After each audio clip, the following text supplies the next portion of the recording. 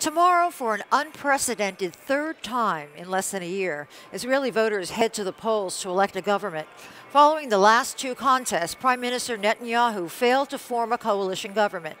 What might we expect this time around? Joining us now to break it all down is Lahav Harkov. She is a senior contributing editor at the Jerusalem Post, where she covers politics. Well, we heard a campaign speech among everything else this morning, and I'm not talking about Howard Kor. So Benny Gantz, he essentially gave a campaign speech to the AIPAC crowd. Make sense of that for me. Sure. I mean, the AIPAC crowd is not voting in the Israeli election, but his speech and others from today will definitely be on the evening news in Israel. AIPAC is always covered very thoroughly by the Israeli press, so he knows that the messages that he's going to relay here will also be heard by the Israeli public. And he's echoed a lot of his campaign messages. He opened up with a message of reconciliation, and he just had a press conference last night where he talked about sort of reconciliation within Israel of the different political sides, and sort of trying to quell the polarization is a priority for him. What happened in the first two elections? This is unprecedented, and there's a lot of talk of possibly a fourth attempt if this doesn't work. Tell me how it works and what are the failings?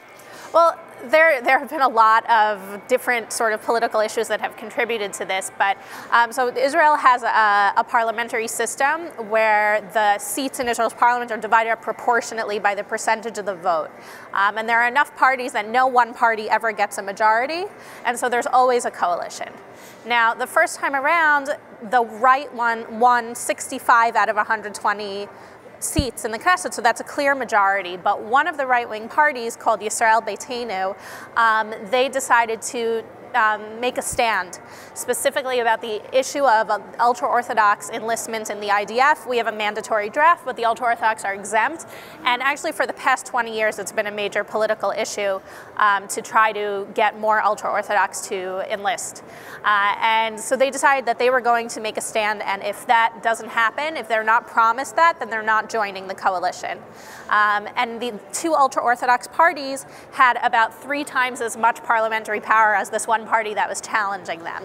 So Netanyahu decided to take the side of the ones that would give his coalition more seats, and he didn't have a majority. So that brought us to election number 2.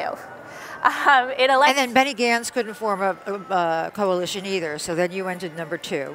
Right. Well, actually, he wasn't even given a chance the first time around because the entire right agreed to vote to just call an election immediately without giving Gantz a chance, but he probably wouldn't have succeeded at that point. Now, in election number 2, once again, no one side had a majority. You still sort of had in the middle Yisrael Beitenu, who weren't committing to either side because they had this specific And has ask. anything changed between 2 and 3? So nothing has really changed between 2 and 3. The polls have been steady for almost the entire election campaign. In a deadlock, basically. Up 2 seats, down 2 seats. Up 3 seats, down. Right. In the past week and a half or so, Netanyahu and the right have had some positive momentum.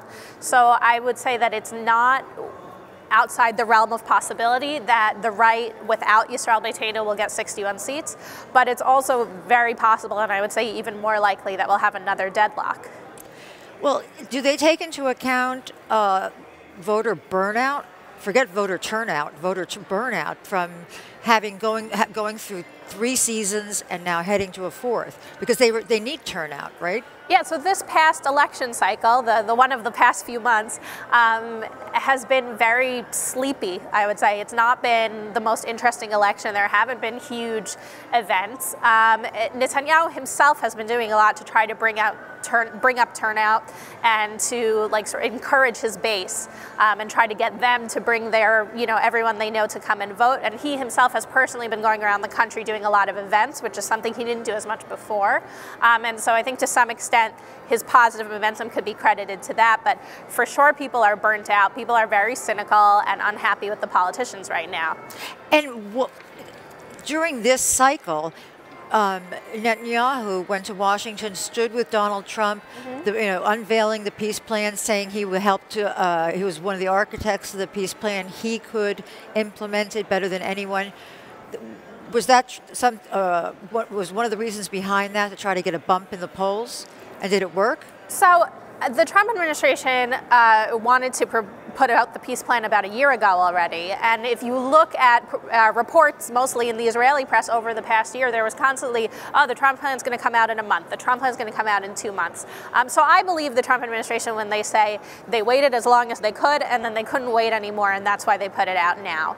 And then Netanyahu tried to make the best of it, because the truth is that for the moderate right and the moderate left in Israel, this is a good plan and very similar to what they had been talking about over the past decade. So the whole sort of center and the moderates on both sides. But Netanyahu needs to appeal to the solid right and the far right as well, not just the moderate right. And they're not as sure that they like the plan. So it's not ideal. So it really, okay. Well, that's all we have time for. It must be a very interesting beat covering this election. Thanks so much, Lahav. Thank you.